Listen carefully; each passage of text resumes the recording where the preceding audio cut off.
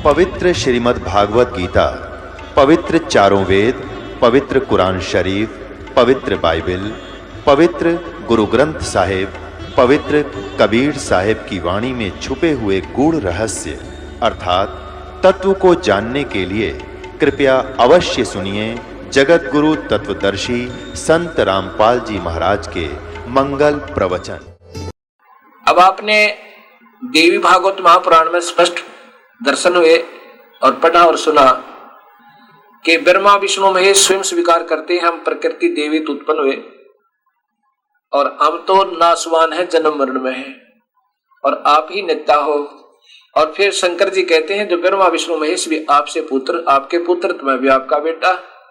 और स्वयं कहते हैं माँ फिर आप हमारे ऊपर इतनी दयालु हमारी माँ हो, फिर भी मुझे तमोगुण क्यों बना दिया, मेरे कारण या दुनिया मरे, मेरे से जब मुझे गुस्सा हो जा।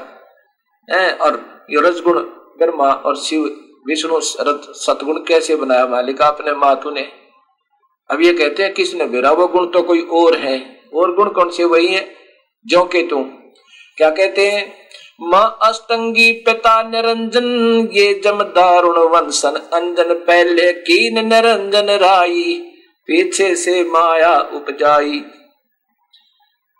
जैसे आपने सृष्टि रचना पट सुनी, उसमें लिखा है कि पहले आपने सुना कि पहले ब्रह्म की उत्पत्ति अंडे तक करी इस काल की, और फिर उस आत्मा ने जिसने सबसे पहले स्वीकृति दी थी प्रभु के सामने, कबीर साहब के सामने कि मैं काल के साथ जाना चाहती हूँ, उसकी प्रकृति बनाई, अष्टंगी बनाई, दुर्गा बनाई। पहले की निरंजन राई, निरंजन राय ये प्रभु यहाँ 3 लोक का बनाया। पीछे से माया उपजाई, माया रूप देख अति शोभा देव निरंजन तन मन लोभा। काम देव धर्म राय सताए देवी को तुरंत धर खाए पेट से देवी करे पुकारा हे साहेब मेरा करो उबारा। जब सुंदर लड़की का रूप देखकर काल ने उसके साथ बद व्यवहार करना चाहा, काम वासना सेक्स के दबाव में आके, तो तब देवी ने दुर्गानंद के पेट में शरण ली थी काल के में, और वहां से पुकारा था परमात्मा को। पेट से देवी करी पुकारा हे प्रभु मेरा करो उभारा। टेर सुनी तब हम ता आए अष्टंगी को बंद छुड़वाए। उसकी पुकार सुनकर अष्टंगी की कबीर साहब जोगजीत का रूप बनाकर अपने पुत्र का वहां पहुंचे थे। सतलोक में की ना दुराचारी काल निरंजन दीन नकारी। माया समेत दिया भगाई 16 शंख कोस दूरी पर आई। अष्टंगी और काल अब दोई मंद कर्म से गए बिगोई। धर्मराय को हिकमत की ना नखरेखा से भग कर लीना। इस लड़की के माया के स्त्री इंद्री नहीं लगाई थी प्रभु ने, इस काल ने अपनी शक्ति से नाखों के द्वारा, इतनी शक्ति है इनमें, ये कर सकते हैं।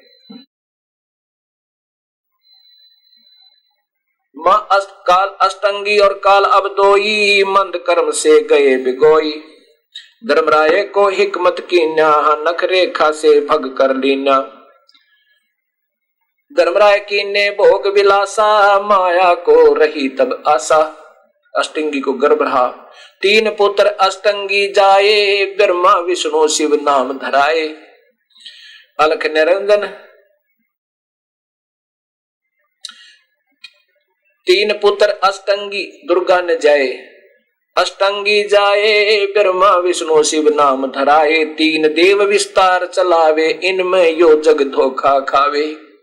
ये तीनों ही ब्रह्मा विष्णु महेश रजगुण ब्रह्मा सतगुण विष्णु तमगुण शिव जी यही यहाँ पर विस्तार चला रहे हैं तीनों का, और इन्हीं की पूजा 3 गुणों की पूजा तक ये सब धोखा खा रहे हैं। इसी का प्रमाण आपको गीता में दिया जाएगा।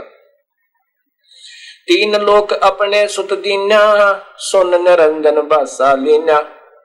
अलख निरंजन सुन ठिकाना ब्रह्मा विष्णु शिव भेद न जाना। इनको भी नहीं मालूम बेचारों को कहा हमारा पिता धोखे में डाले हुए है। 3 देव सो उसको ध्यावे निरंजन का वो पार न पावे। ये तीनों ब्रह्मा विष्णु महेश भी थक दिए अपने भगवान पिता ने ढूंढ ढूंढ के, ये काल के भी दर्शन नहीं कर पाए। अलख निरंजन बड़ा बटपारा 3 लोक जीव कीन आहारा। ये ज्योति निरंजन जिसको निराकार प्रकाश रूप ऐसा मानते हैं, अव्यक्त कहते हैं, निराकार आकार रहित, ये बड़ा ठग है। तीन लोकों के जीवों का आहार करता है। ब्रह्मा विष्णु नहीं बचाए, सकल खाए पुन धूल उड़ाए। इन ब्रह्मा विष्णु महेश की जब अवधि पूरी होगी, इनको भी भून कर खाओगा। और नए ब्रह्मा विष्णु महेश ऐसे ही पैदा करके अपनी पत्नी के द्वारा कोमा में रखता है और फिर इनको होश में ला दे, जवान हो जो। फिर इनको मालूम नहीं हम कौन है, कहां से हैं, ऐसे बेचारे उलझे रहते हैं ये प्यारी आत्मा भी। ब्रह्मा विष्णु शिव नहीं बचाए, सकल खाए पुन धूल उड़ाए। तिनके सुत है तीनों देवा, अंधे जीव करते हैं सेवा। ये उस काल के तीन बेटे ब्रह्मा विष्णु महेश, अंधे जीव इन्हीं की पूजा में लगे हुए। ब्रह्म काल सब जग जाने, आद ब्रह्म को ना पहचाने। अकाल पुरुष का हो ना चीन्या, काल पाए सभी गलीना। अकाल पुरुष जिसका कति काल ना हो वो किसी ने नहीं पाया, इस काल को सब ने मान लिया। तीन देव विस्तार और अवतारा, हाथा को वजह सकल संसारा। तीन देवता और ये उन्हीं के अवतार, इन्हीं की सब महिमा गाते रहते हैं, इन्हीं की पूजा करते हैं। तीन गुणों का ये विस्तारा, धर्मदास मैं कहूँ पुकारा। इन ब्रह्मा विष्णु महेश का ये जाल है हर एक ब्रह्मांड में, और इनका मुख्य कारण काल है, क्योंकि इनके पिता को 1 लाख जीव रोज खाने पड़ते हैं। गुण तीनों की भक्ति में भूल रहा संसार, कह कबीर निज नाम बिना कैसे उतरो पारे। तीन गुणों की भक्ति में, ब्रह्मा विष्णु महेश तक की भक्ति में उड़द रहा संसार, कह कबीर निज नाम बिना उस सार नाम बिना कैसे उतरो पार। अब आपको गीता जी के अंदर बताऊंगा, और इन टीकाकार जो दुनिया को गुमराह कर रहे हैं, इन्होंने अपने हिसाब से अनुत्तम को उत्तम रंग लिखा हुआ है, क्योंकि ज्ञानहीन जो गुरु कहा वह अप डूबे और डुबावे। गीता में प्रवेश से पहले 2 शब्द और बोलूंगा। जैसा कि प्रसंग चल रहा है कि एक सुधांशु जी महाराज के परम शिष्य दास के पास आए, उन्होंने ये पत्रिका दी दास को, स्वर्ग की लहरें, जैसा कि पहले भी बताया था। और फिर इसको देखा मैंने, सबसे पहले ऊपर से ही देखा जाता है। इसमें इनका जीवन परिचय संक्षिप्त में दिया है महापुरुष का, और इसमें लिखा कि इन्होंने 2 विषयों में एमए किया है। महाविद्यालय से 2 विषयों में एमए किया। तो दास ने सोचा कि ऐसे विद्वान पुरुष ने अवश्य वेदों को भी देखा होगा और गीता जी को भी अच्छी तरह इन्होंने बहुत अच्छा टीका किया होगा। और मन में आया कि शायद इनके पास सत्य अवश्य मिलेगी और शायद एक और मेरा साथी हो जाएगा, मुझे सहारा मिलेगा। नहीं तो अभी सभी ये सोच रहे होंगे कि ये महात्मा जी अपने आप को पता नहीं के टीरी खां समझ रहा है और सभी को रिजेक्ट कर रहे हैं। ये दास किसी को रिजेक्ट नहीं कर सकता। मैं तो स्वयं इन संतों की धूल हूं चरणों की, और तड़प थी, चाह थी उस सत्य की जो इनके पास नहीं थी। अब पता चला, इसलिए फिर हमने ये इनके द्वारा टीका किया हुआ गीता जी, ये 3 हिस्सों में लिखा हुआ इन्होंने ये मंगाया। ऐसे ऐसे 3 पार्ट हैं, और फिर ये काफी पुस्तकें इनके द्वारा रची हुई ये मंगाई। इनको फिर ध्यान से देखा,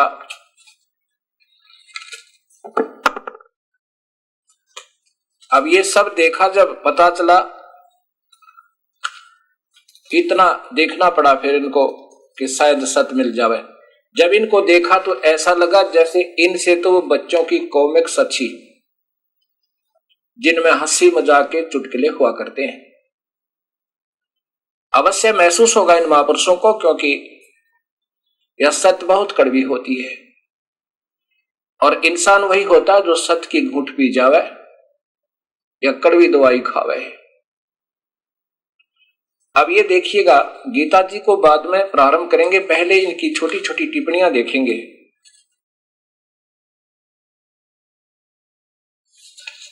ये देखिएगा, आदरणीय सुधांशु जी द्वारा ये जीवन प्रभात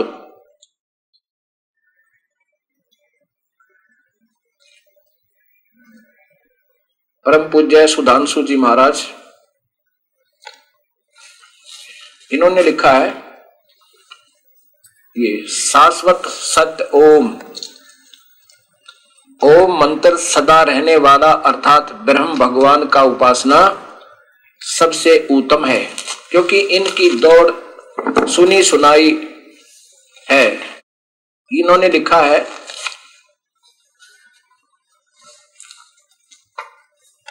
ये देखियो, अखिल ब्रह्मांड के नायक अंतर्यामी परमेश्वर, जिन्हें शुद्ध बुद्ध मुक्त स्वभाव सर्वशक्तिमान सच्चिदानंद रूप स्वरूप कहा गया है, उस परम प्रभु को वेदों में उपनिषदों में समस्त ग्रंथों में सत्यवाचक परवण ऐसा कहकर संबोधन किया गया। परमेश्वर का वाचक परवण ओम है, वही ध्यान करने योग्य पुकारने योग्य है। अब इनकी पहुंच बस इतनी ही है, और वो भी सुनी सुनाई है, इनका अपना कोई टीका नहीं, ऐसे किसी से उठाया उसका देख कर लिख दिया। अब दिखाऊंगा आपको वेदों को कैसे सर्वात किया जाता है, वेदों में क्या लिखा है। इन्हीं महापुरुष के द्वारा देखिए दूसरी पुस्तक है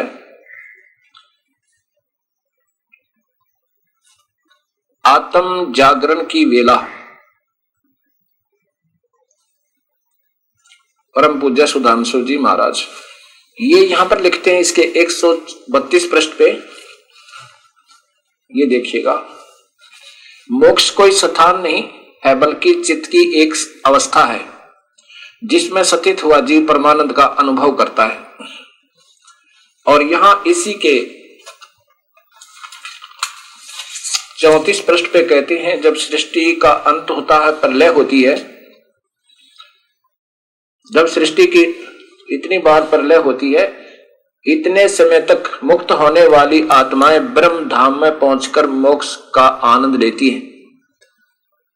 ये यहां बताते हैं ब्रह्म धाम कोई स्थान है, वहां पर ही मोक्ष होता है, वहां जाकर वो उस स्वर्ग में आनंद लेती हैं।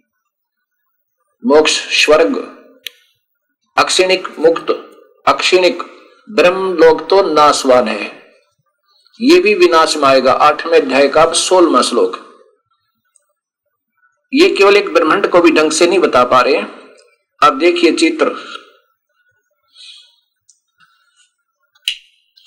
ये एक ब्रह्मांड का चित्र है। ब्रह्मांड, ये सारा एक ब्रह्मांड है, इसमें ये है वो ब्रह्मलोक, ब्रह्म धाम।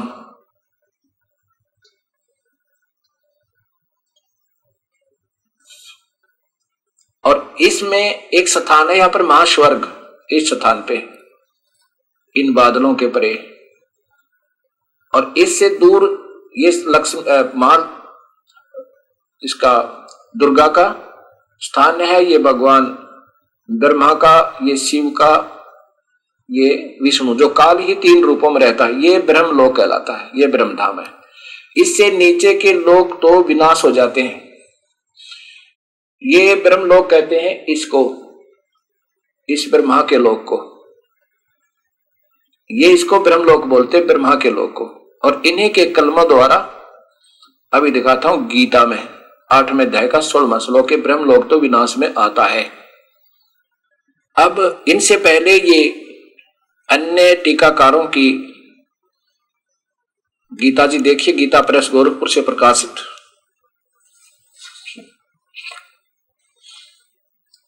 इसमें 8वें अध्याय का 16वां श्लोक, अध्याय नंबर 8 और श्लोक नंबर 16। आप ब्रह्म भुवनाथ, ब्रह्मलोक से लेकर लोका माने सब लोग पुनर्वर्तिन अर्जुन मां उपेत तो किंतु पुनर्जन्म न विद्यते। हे अर्जुन, ये देखो, आप ब्रह्म भुवनाथ, ब्रह्मलोक पर्यंत सब लोग पुनर्वर्ती हैं, परंतु हे कुंती पुत्र, मुझको प्राप्त होकर पुनर्जन्म नहीं होता। अब यहां पर क्या बताया है कि इन्होंने सीधा लिखा ब्रह्मलोक पर्यंत। ये ब्रह्मलोक आपको मैंने दिखाया, वास्तव में ब्रह्मलोक वो है। और अब आपको ये इन्होंने ऐसा किया है। अब ये श्री आसाराम जी महाराज, आदरणीय आसाराम जी द्वारा ये वही श्रीमद् भगवत गीता का टीका, इसमें भी इन्होंने सही किया है कि ब्रह्मलोक से लेकर ये 8वां अध्याय अक्षर ब्रह्म योग, ये 16वां श्लोक। हे अर्जुन, ब्रह्मलोक पर्यंत सब लोग पुनर्वर्ती हैं, परंतु कुंती पुत्र मुझको प्राप्त होकर पुनर्जन्म नहीं होता, क्योंकि मैं कालातीत हूं और ये सब ब्रह्मादि के लोक काल के द्वारा सीमित होने से नित्य हैं। अब इन्होंने किसको माना है ब्रह्म का ब्रह्मलोक, अभी बताते हैं। यह है आदरणीय सुधांशु जी द्वारा टीका गीता का,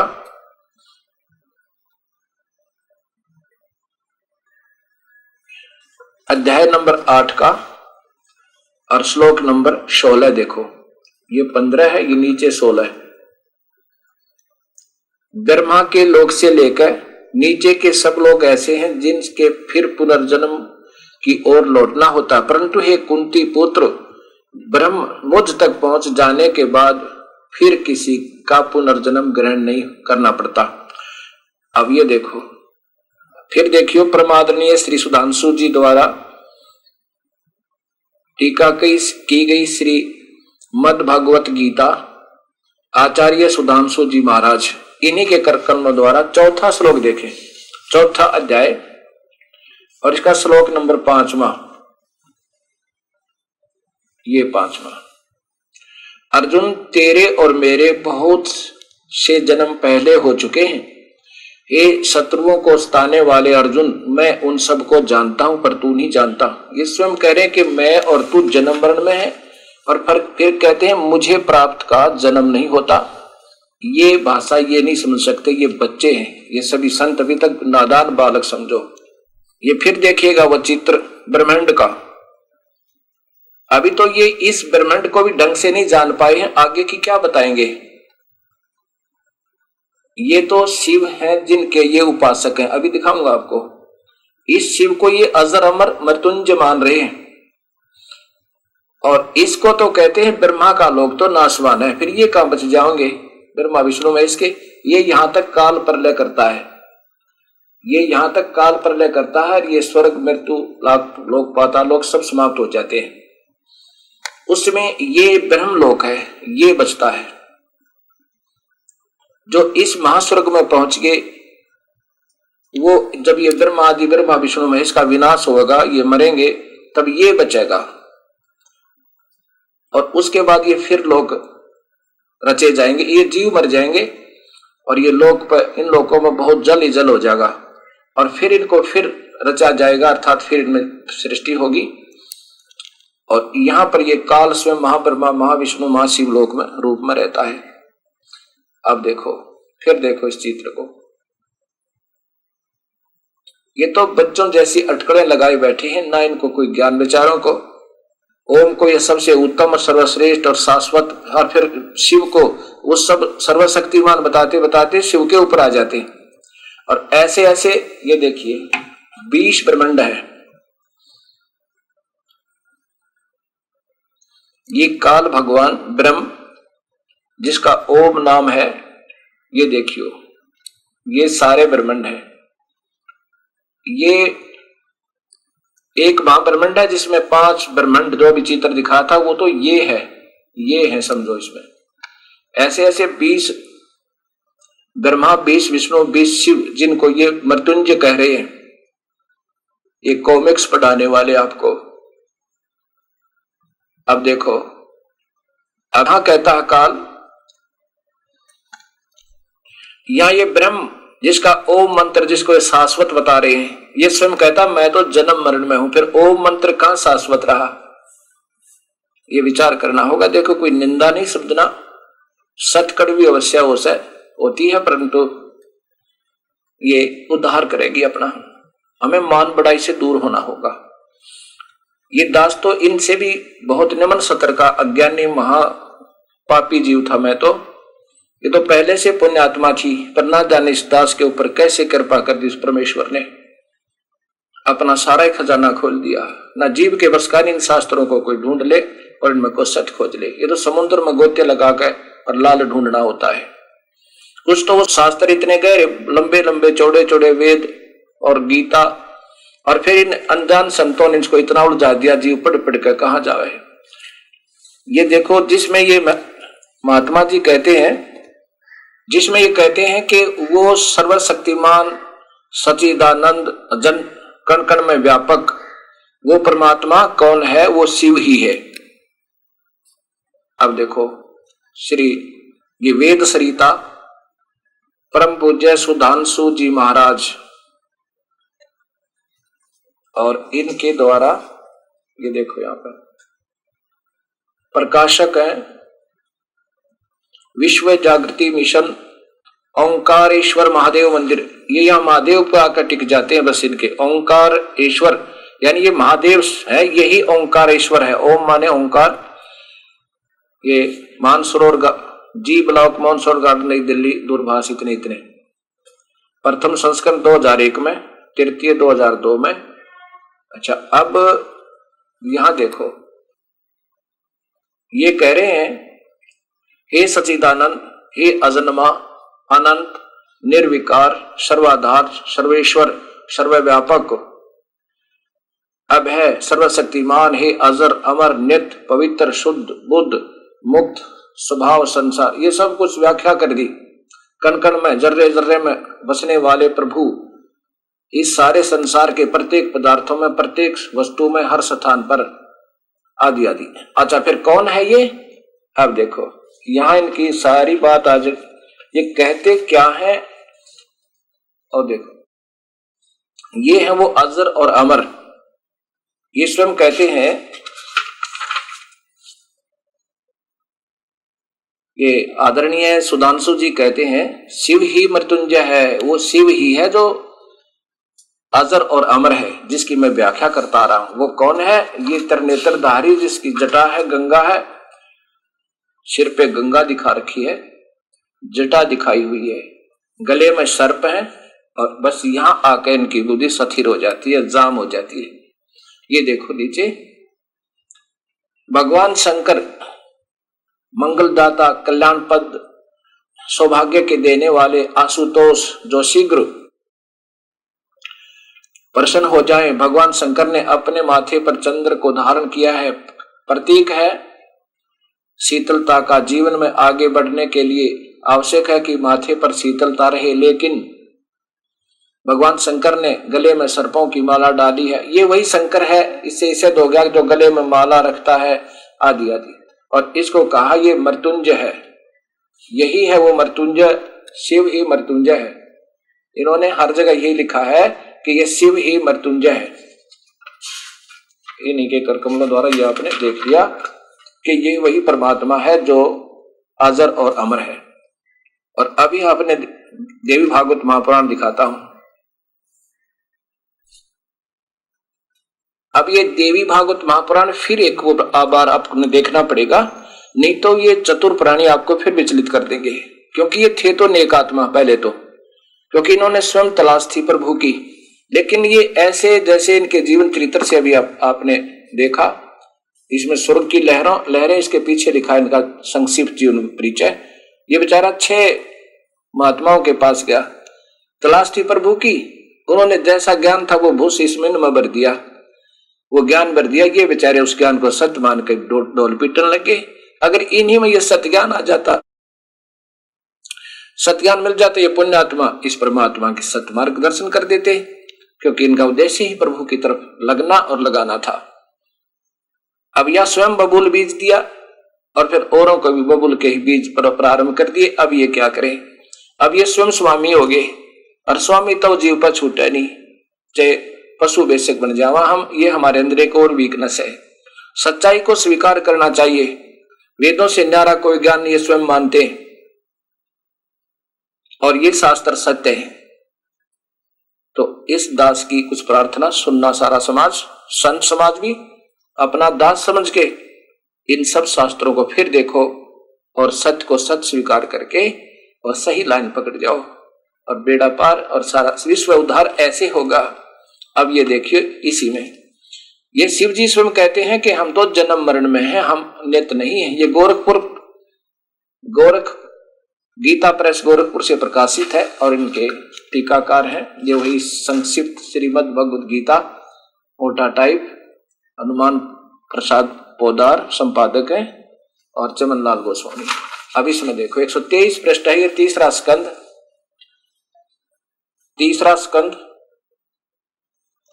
और 123 पृष्ठ पे। अब देखो इधर यहां कहते हैं, विष्णु जी कह रहे हैं देवी प्रकृति देवी जो ब्रह्मा विष्णु महेश की मां है, ये तीनों गुण है, तीनों गुणों को ही ब्रह्मा विष्णु महेश तीनों गुण रूप बना रखे। हे तुम शुद्ध स्वरूपा हो, यह संसार तुम्हें से उद्भासित हो रहा है। मैं विष्णु ब्रह्मा और शंकर हम सभी तुम्हारी कृपा से विद्यमान है। हमारा आविर्भाव और तिरोभाव है, हमारा तो जन्म और मरण है। केवल तुम ही नेता हो, हे जगन जननी, तुम जगन जननी हो, प्रकृति हो और सनातनी देवी हो। इसी पर यहां देखिए भगवान शंकर बोले देवी, वो 123 पृष्ठ है ऊपर देखिएगा। भगवान शंकर बोले देवी, यदि महाभाग विष्णु तुम ही से उत्पन्न हुए हैं, प्रकट हुए हैं, तो उनके बाद उत्पन्न होने वाले ब्रह्मा भी तुम्हारे ही बालक हुए। फिर मैं तमोगुण, अब लोग कहते हैं वो तो कोई और गुण है जो गीता में लिखे 14वें अध्याय के 3, 4 और 5वें श्लोक में। देखियो तो फिर मैं तमोगुणी लीला करने वाला शंकर क्या तुम्हारी संतान नहीं, यानी मैं आपका बेटा, अर्थात मुझे भी उत्पन्न करने वाली तुम ही हो। ये जरूरी याद रखना होगा आपने, क्योंकि अब गीता प्रारंभ होगी। एक बार फिर देखिए ये संस्कृत देवी भागवत महापुराण, क्योंकि ये विचलित करेंगे आपको, उलझा देंगे उल्टे सुलटे ज्ञान को फिर घुमोड़ के, इसलिए मैं पहले ही पक्का करके आपको देता हूं। ये देखिएगा, ये देवी भागवत सभाष्टिकम, और ये देखिएगा ये कहां से प्रकाशित है, खेमराज श्री कृष्ण दास प्रकाशन बंबई, इसके 3रे स्कंद में। अब देखिएगा 3रे स्कंद में ये ऊपर देखियो या नीचे देखो, ये है, हे मात ब्रह्मा मैं और शिव, विष्णु जी कह रहे हैं ब्रह्मा मैं और शिव यह तुम्हारे ही प्रभाव से जन्मवान है। हम आपसे जन्म लेते और आपसे ही उत्पन्न होते हैं। हम तो जन्म मरण में हैं, नित्य नहीं है। फिर इंद्र आदि देवता कैसे सत्य हो सकते हैं? आगे देखो, देखिए लिखा तुम ही, ये यहां पर देखो, ब्रह्मा अहम महेश्वरम, विष्णु जी कह रहे हैं माता ब्रह्मा और मैं और महेश्वर, ये महेश्वर जिसको महादेव कहते हैं, जिसको ये अजर अमर बता रहे हैं सुधांशु जी, ये कहते हैं किल ते प्रभाव से वयम जनी, हम तो जन्मवान है, युता न यदा, मैं सदा नहीं है, तू नेता और आप ही नित्य हो। फिर दूसरे सुरा के अन्य सुरा अन्य देवता फिर कैसे हो सकते हैं? अब इसी में आगे देखिए ये रजोगुण तमोगुण कैसे हैं। अब शिव जी बोल रहे हैं, क्योंकि ऊपर शिव जी कह रहे हैं कि मैं भी आपसे उत्पन्न हुआ हूं, आप मेरे जनिता हो। अब देखो हे माता, यदि हमारे ये ऊपर देखो, सब लोक के सृजन करने की इच्छा करने वाले विष्णु ब्रह्मा और शिव, इन तीनों लोकों में जो भी सृष्टि पृष्टि होती है, यह सब तुम्हारे चरणाविंद की भक्ति और प्रीति को प्राप्त होकर कर सकते हैं। हे मात, हमारे ऊपर सदा आप दयायुक्त हो, तो हमको तमोगुण, शिव कह रहे हैं हमको तमोगुण में तमोगुण बना दिया। किस प्रकार प्रदान किया? ब्रह्मा रजगुण और हरि सतगुण है, हरि माने विष्णु किया। किस लिए कैसे प्रदान किया है परमात्मा? ये माता, फिर हमें कैसे ऐसा उलझा दिया आपने? मैं तो तमोगुण ये देखिएगा बिल्कुल स्पष्ट है। और इसी में संस्कार देखो, ये देखो, यदि आप दयावान हो तो हमें दयार धर्मना न सदा बिके कथम अहम श्री विहित जय। आगे देखो, मैं तो तमोगुण और कमल जय यानी कमल में उत्पन्न होने वाले ब्रह्मा रजोगुण संभव है और सुवित है किमम सतोगुण हरि, ये सतोगुण हरि विष्णु बना दिया। अब देखो, अब यही मैं आपको सिद्ध करना चाहता था ये दास कि टीका करते हुए गीता का ये विचलित ना कर दें आपने। अब फिर देखिए, ये आदरणीय सुधांशी जी द्वारा ज्ञान रसिम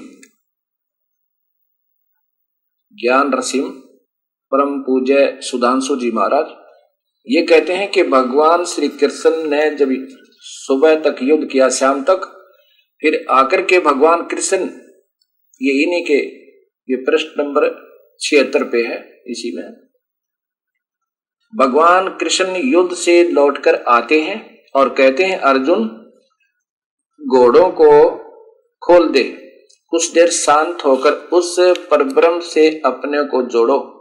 अब मेरे अंदर ध्यान नहीं, कहते हैं उस परब्रह्म को, कोई और परमात्मा है, कुछ भी सतिथि हो भगवान का ध्यान जरूर करना, परमात्मा से पीठ न मोड़े, सवेरे शाम उसका ध्यान जरूर करना।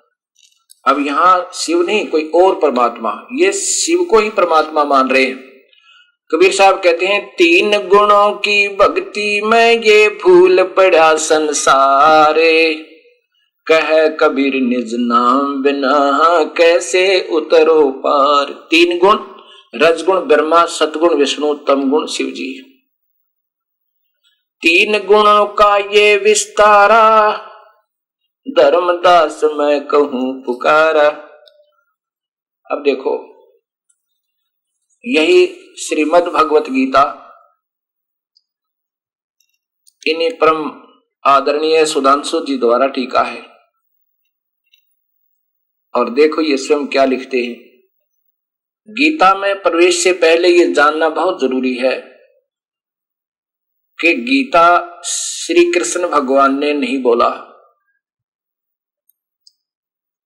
क्योंकि अभी तक इन महापुरुषों की बुद्धि यही टिकी हुई है, श्री कृष्ण को परब्रह्म, श्री कृष्ण को पूर्ण ब्रह्म, यही सर्वशक्तिमान, और फिर शिव जी के ऊपर टिकते हैं महेश्वरम महादेवम। अब इनको यही नहीं मालूम तुम कह क्या रहे हो और करना क्या है, वह शास्त्रों में विद्यमान क्या वस्तु है। अब किसी का दोष नहीं, क्योंकि ये दास भी पहले भ्रमित था, बहुत तलाश थी प्रभु की, और हरदम आंखों में पानी गिरता रहता था। ये क्या जीवन है, सामने सोए, सुबह धंधा किया, रात ने पढ़कर फिर सो गए, फिर धंधा किया, फिर पढ़कर सो गए। हे परमात्मा, क्या यही मनुष्य जीवन था? फिर यही छोड़ दिया था परमेश्वर, यदि कोई परम शक्ति है आप ही संभालो इस नीच व्यक्ति को, नीच आत्मा को।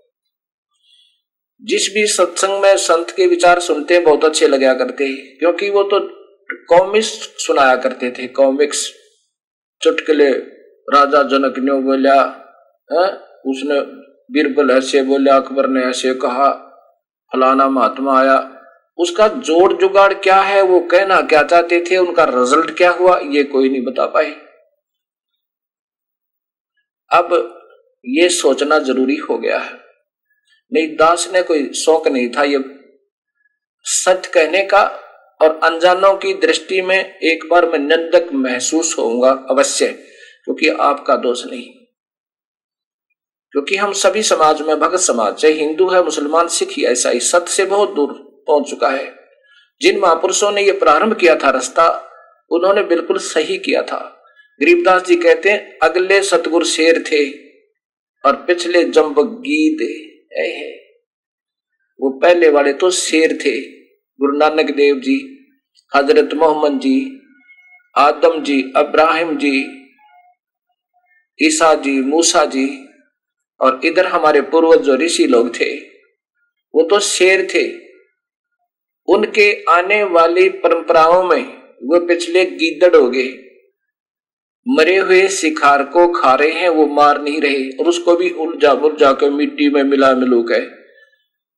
उन्होंने जो मार्गदर्शन किया था, सत्य खोजा था और बताने की चेष्टा की थी जितनी जिसकी समर्था थी। ऋषियों ने ये नहीं मिला, क्योंकि वो कबीर परमेश्वर ही आकर के बता सका है सच्चाई को, अन्य के बस का नहीं।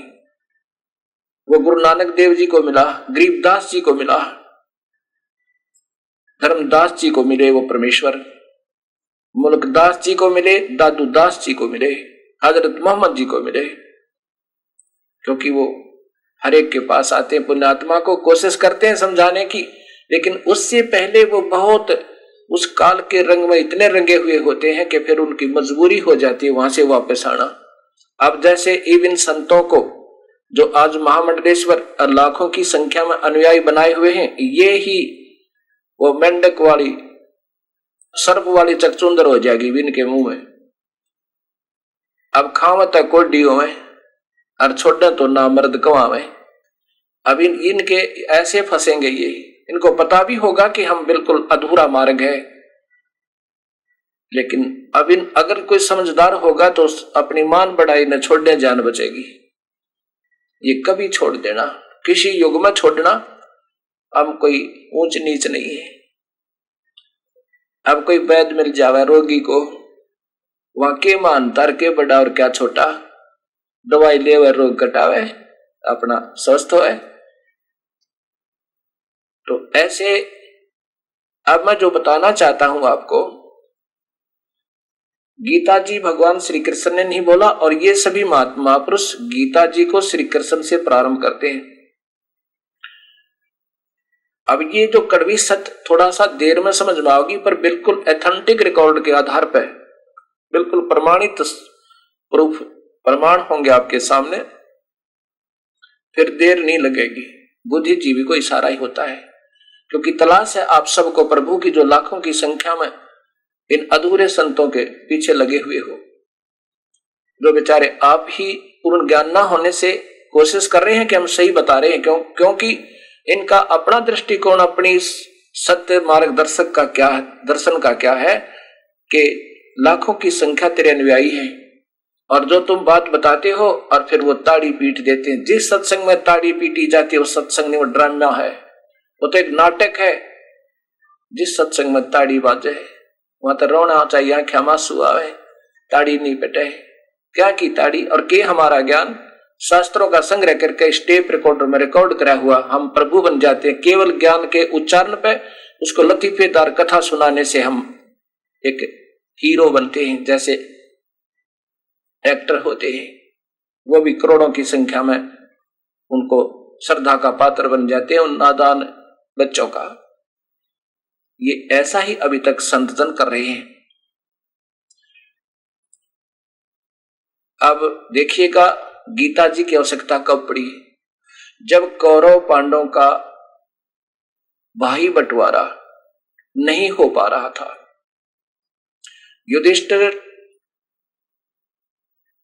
को दुर्योधन आधा राज्य भी देने से मना कर देता है। आधा राज्य मांग रहे थे पांडव के, तू हमें आधा राज्य दे दे।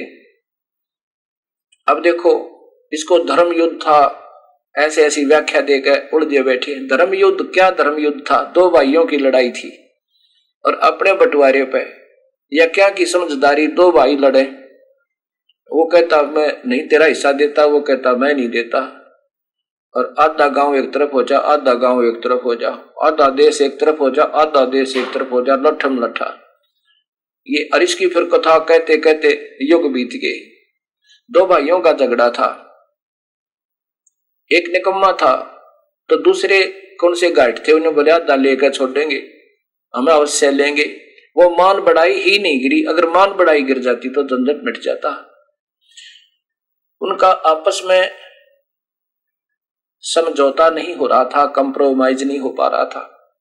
भगवान श्री कृष्ण 3 बार शांति दूत बनकर गए। युधिष्ठिर से भी कहा और दुर्योधन से कहा, दुर्योधन तुम बैठ कर दोनों भाई कौरव भी पांडव भी अपना बीच बचाव कर लो। युद्ध बहुत बुरी चीज होती है, ना जाने कितने बहन विधवा होंगे, कितने बच्चे अनाथ होंगे। और जो राजा भी बन गया भाई, उसका जीवन सुखी नहीं रह सकता इतने हत्या के किए हुए राज्य को प्राप्त करके। उनकी बद्दुआ उनको लगती रहेंगी। अब न तो दुर्योधन मान रहे हैं और ना ही पांडव मान रहे हैं, ना कौरव मान रहे हैं। तीसरी बार भगवान कृष्ण जाते हैं, पांडवों को कहते हैं भाई बात सुन लो। अब कृष्ण भगवान ने सोचा कि कहीं ये पांडव तेरा ही सहारा मान गए और ये नहीं हथियार डाल रहे हो, ये सरेंडर ना कर रहे हो और कहीं ये अनर्थ ना हो जाए।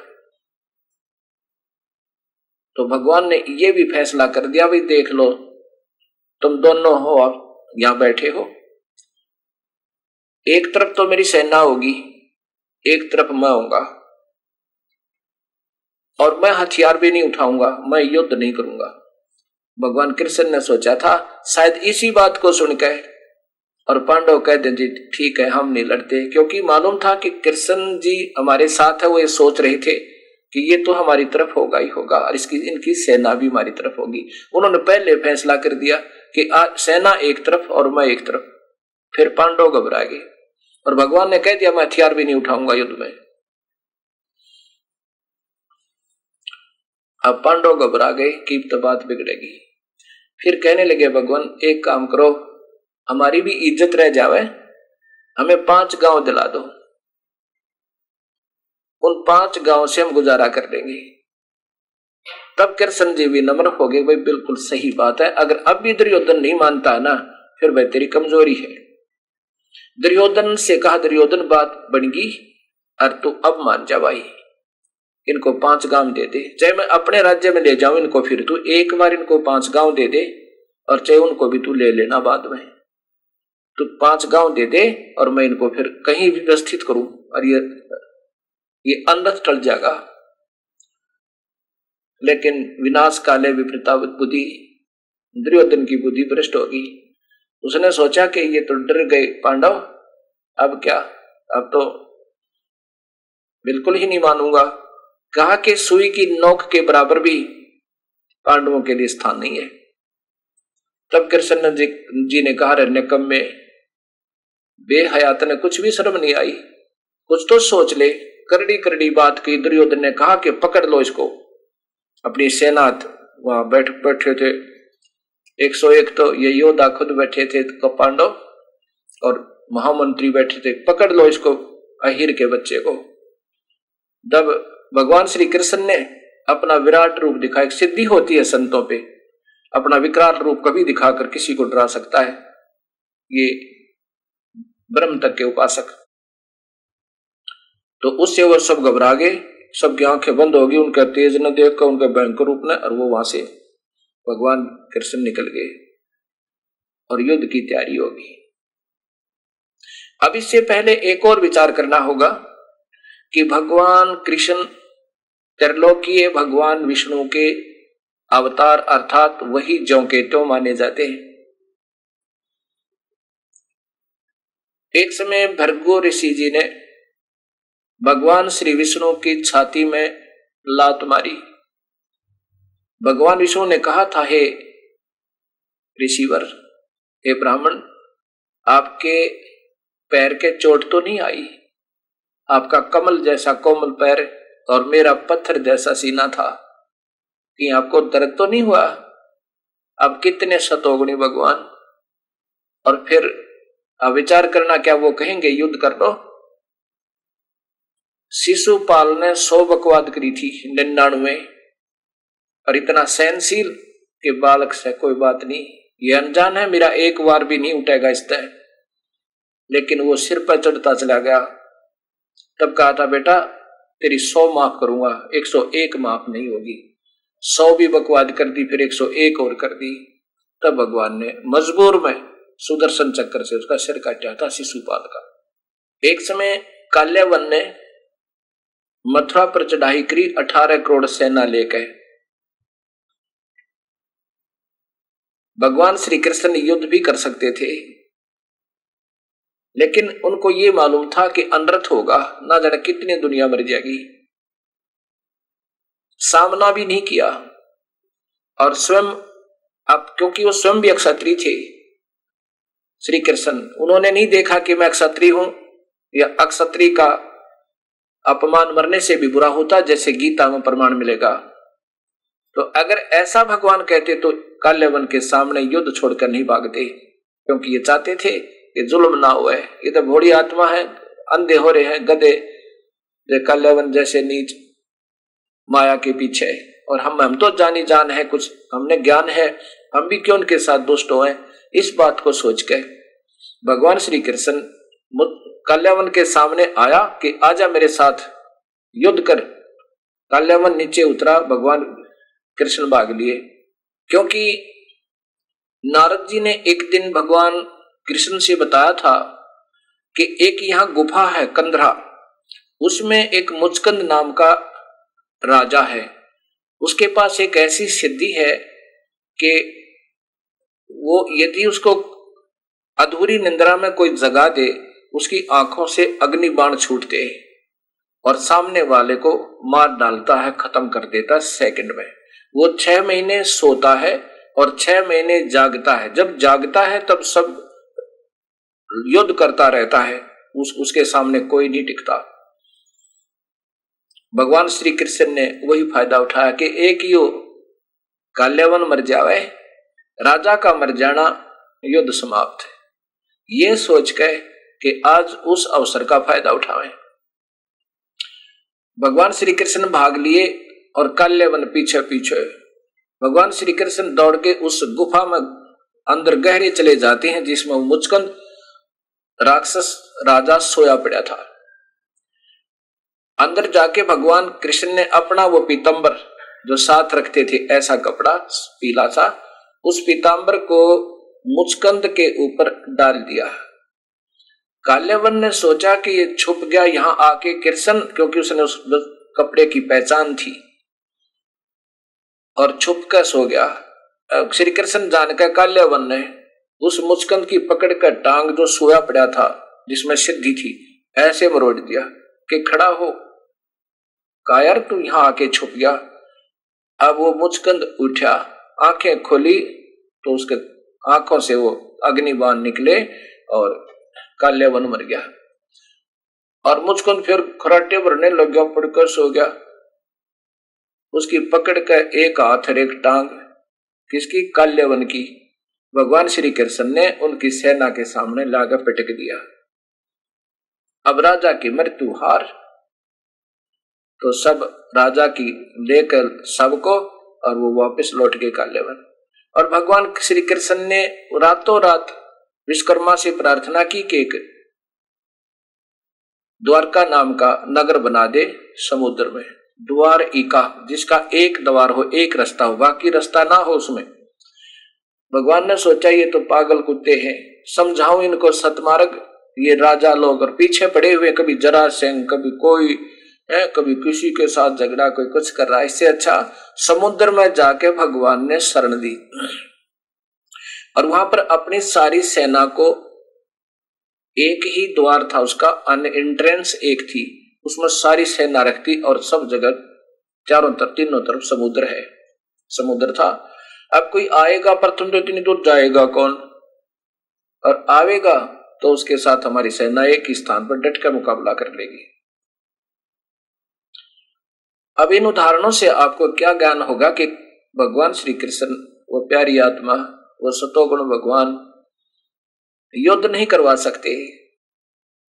और ये नहीं कह सकते तू अक्षत्रिय है अर्जुन, अक्षत्रिय का अपमान मृत्यु से भी बदतर होता है, क्योंकि स्वयं भगवान श्री कृष्ण अक्षत्रिय होते हुए युद्ध के मैदान से भाग गए थे, क्योंकि उनको पता था ये अंदर से अच्छा हार ही अच्छा होता है। और कबीर साहब भी कहते हैं कि आवत गाड़ी एक है, उल्टा हो अनेक, कह कबीर ना उलटियो वो रहे एक की एक। गाली ही से उपजे कल कष्ट और मीचे, आर चल सो संत है लाग मर सो नीचे। तो श्री कृष्ण जी इतने सतोगुण भी थे क्योंकि संत का हारना ही उसकी विजय होती है। अब क्या होता है, जब पांडव नहीं मानते हैं, कौरव नहीं मानते हैं और पांडव भी कहते हैं कि अब तो देखो हमारी मजबूरी, हम अवश्य मरे चाहे जीवे, जब इसकी इतनी बुद्धि भ्रष्ट है, हम 5 गांव मांग रहे तो भी नहीं दे रहे, तो हम युद्ध करेंगे। तब ऐसा ही हुआ, दोनों सेना आमने सामने होगी। भगवान श्री कृष्ण अर्जुन के रथ का सारथी है, सारथी बने हुए हैं और युद्ध के मैदान में जाते हैं। श्री भगवान कृष्ण से अर्जुन कहता है, भगवान दोनों सेनाओं के बीच में मेरे रथ को खड़ा कर दो, मैं देख लूं मेरे साथ युद्ध करने के योग्य कौन है। जब वहां जाकर देखा कि सभी भाई भतीजे, चाचे, ताऊ, मामा, साले, ससुरे और गुरुदेव, भीष्म पितामह, द्रोणाचार्य जैसे महापुरुष, और फिर वो ना जाने कितने बच्चे जो फौज में भर्ती थे यानी सैनिक, फिर दृष्टि की उनके बच्चे अनाथ होंगे, उनकी विधवा पत्नी विधवा होंगी, ये सोचकर श्री कृष्ण ने लड़ना बंद कर दिया। ये सोच लिया कि इसे जुल्म के, इसे कुकर्म किए हुए युद्ध को करके यदि हम राज्य को प्राप्त करेंगे तो उसमें कोई चैन नहीं हो सकता, इससे अच्छा तो हम भिक्षा का अन्न मांग कर खा लेंगे। ये आपको अध्याय नंबर 1 और 2 में प्रत्यक्ष प्रमाण मिलेगा। हम ये जुल्म नहीं करेंगे। और मैं तो ये चाहता हूं कि मुझ नियत थे पर ये दुर्योधन तीर लिए हुए मेरे तीर मार दे, मैं मर जाऊं और मेरे एक मरने से ये युद्ध टल जावे। ये सोच के अर्जुन युद्ध के पिछले हिस्से में बैठ गया, रेस्ट हाउस जो रेस्ट करने का होता है, युद्ध का नहीं था। तब श्री कृष्ण ने देखा, अब कृष्ण जी अगर अपने कृष्ण जी ही बोल रहे होते तो कह देते अर्जुन के मना करने पे मैं युद्ध नहीं करूंगा। कृष्ण जी कह देते, धन्य तेरी मां ने, धन्य तेरे माता पिता ने, अर्जुन ने बहुत ऐन मौके पर बात संभाल ली और चल वापस, कुछ नहीं बिगड़ा अभी तक।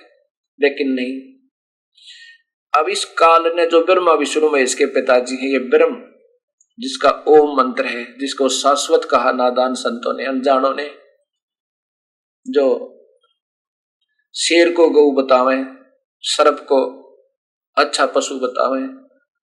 अब ये तो काल है, सबको खाता है। गीता जी के 11वें अध्याय का 32वां श्लोक देखो, वो स्वयं कहता है मैं काल हूं और सबको खाऊंगा। वो काल भगवान श्री कृष्ण के शरीर में प्रवेश कर गया, आके कर गया, क्योंकि वो गुप्त रूप में सब कार्य करता है। किसी में प्रवेश करके, किसी को गुप्त आकाशवाणी करके, ये सब खेल ये काल खेल रहा है, ये ब्रह्म खेल रहा है, जो 21 ब्रह्मांड का प्रभु और ब्रह्मा विष्णु महेश का पिता है। पहले आदरणीय सुधांशु जी के कर कमलों द्वारा भाषा भाष्य ये श्रीमद् भगवत गीता, आचार्य सुधांशु जी, इन्हीं के द्वारा ये 11वें अध्याय का अध्याय नंबर 11 का श्लोक नंबर 32 देखो, मैं लोकों का विनाश करने वाला काल हूं। ये कह रहे कृष्ण कह रहा है। कृष्ण के अंदर, श्री कृष्ण जी के अंदर वो काल ब्रह्म, वो क्षर पुरुष प्रवेश कर गया और जो अब बड़ा हो गया हूं और यह यहां इन लोगों का दमन करने में लगा हुआ हूं। ये परस्पर विरोधी सेनाओं में पंक्तिबंद खड़े हुए योद्धा तेरे कर्म के बिना भी शेष नहीं रहेंगे। इसका वास्तव में ये है कि मैं अब प्रवृत्त हुआ हूं। प्रवृत्त माने अब प्रगट हुआ हूं, मतलब अब वास्तविकता मैंने अब दिखाई है। अब ये मेरा वास्तविक रूप मैंने दिखाया है। मैं इस कृष्ण में प्रवेश हूं। बाहर मतलब उससे और नारा दिखाया, कृष्ण जी को अंतर ध्यान कर दिया। अब कहता है ये हूं मैं वो काल। अब बताओ, और फिर यही काल कहता है कि अर्जुन 11वें अध्याय के 46 में कि अर्जुन, अभी दिखाऊंगा आपको श्लोक नंबर, कि अर्जुन जो ये मेरा काल रूप विराट रूप है, ये मेरा विराट रूप है, इसको तेरे से पहले कभी नहीं देखा किसी ने। ये तो मैंने तेरे पे अनुग्रह करके ये दिखाया है, नहीं इससे पहले कोई नहीं देख सका और आगे भी कोई नहीं देख सकेगा। फिर श्री कृष्ण जी ने जो विराट रूप दिखाया था कौरवों के राजीनामा समझौता के दौरान, तो ये कैसे कहते भगवान श्री कृष्ण के पहले किसी ने नहीं देखा? ये भी विचार करना भक्त समाज। ये सच्चाई बहुत गहरी, गोते बार मार कर ये स्थान निकालना पड़ेगा, तब आप तक वो सत्य पहुंचेगी। नहीं तो इतना उलझा दिया इन अधूरे संतों ने। अब देखिए आगे, अभी दिखाता हूं आपको। अब फिर देखिए अध्याय नंबर 11 का ये श्लोक नंबर 47, इन्हीं के आचार्य सुधांशु जी के कर कमलों द्वारा टीका।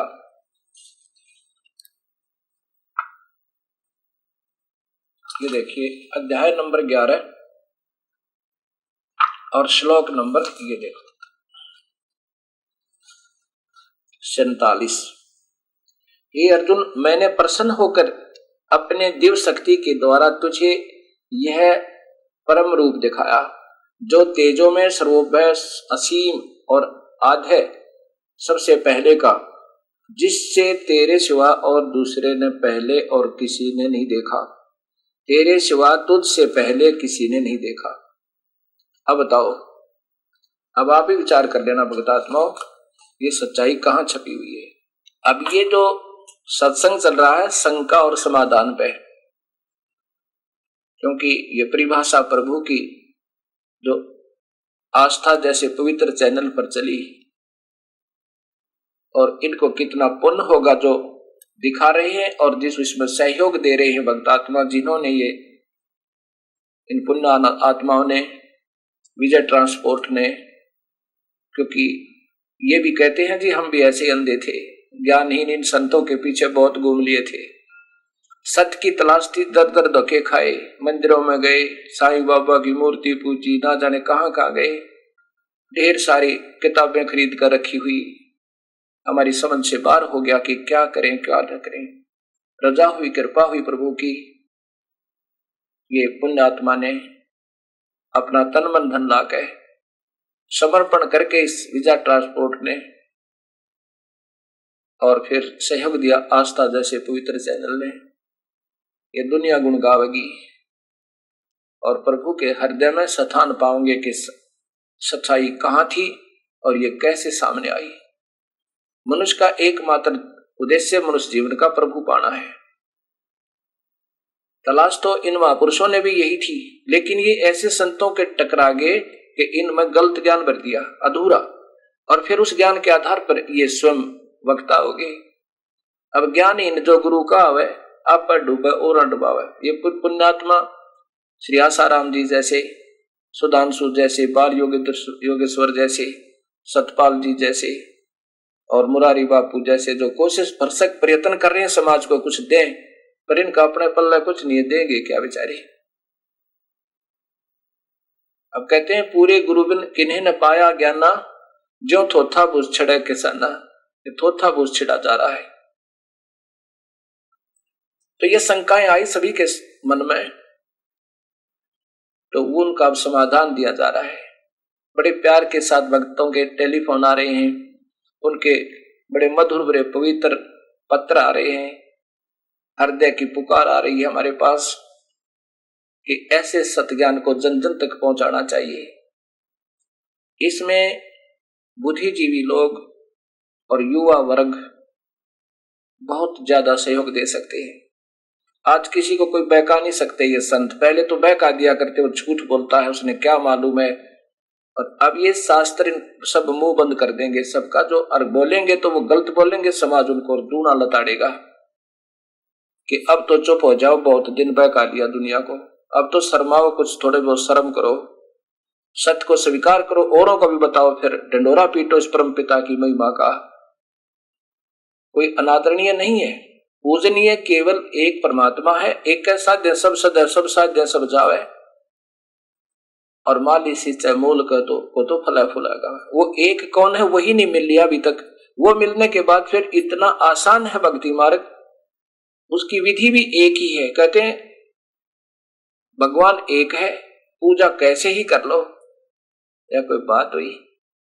जब भगवान एक है तो उसका, जैसे आम है, आम तो एक ही है, उसकी वैरायटी भी एक ही है और बीज भी एक ही है। वो वही बीज बीजने से आम होगा। कोई बीज बीज दो और आम लगेगा? कभी नहीं हो सकता।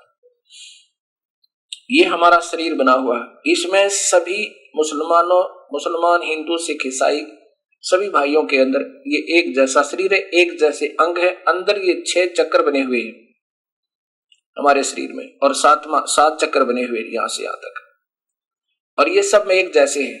ये खुलेंगे तो यहां से जाया जाएगा।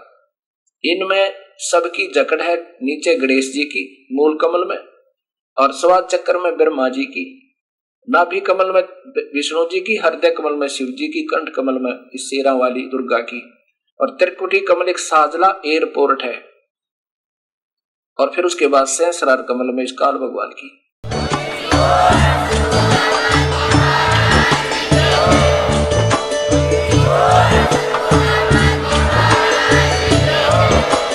आप सुन रहे थे जगत गुरु तत्वदर्शी संत रामपाल जी महाराज जी के मंगल प्रवचन। अधिक जानकारी के लिए विजिट कीजिए हमारी वेबसाइट www.jagatgururampalji.org। संत रामपाल जी महाराज जी के शुभ आशीर्वाद से पूरे विश्व भर में 500 से भी ज्यादा नाम दीक्षा केंद्र हैं, जिन पर संत रामपाल जी महाराज जी द्वारा ऑनलाइन निशुल्क नाम दीक्षा दी जा रही है। अपने नजदीकी नाम दीक्षा केंद्र का पता करने के लिए संपर्क करें 8222880541।